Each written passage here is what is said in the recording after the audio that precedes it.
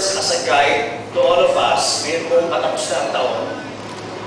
It's our way of looking back at tingnan po natin ang ating mga naging achievements, ang ating mga naging pagkilos at takbang bilang mga broadcaster.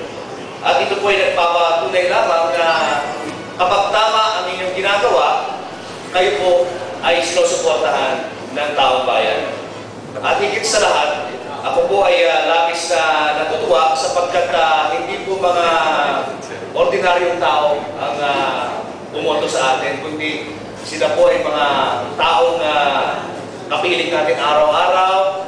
Nakikita po natin sila araw-araw, subalit ngayon po ay nagkakaroon sila ng boses para iparating sa atin kung sino talaga ang kanilang mga hinahanga, mga personalidad at mga programa. Ang Anak TV po ang tunay na People's Choice Award dito sa ating bansa. Mabuhay po kayo, Anak TV!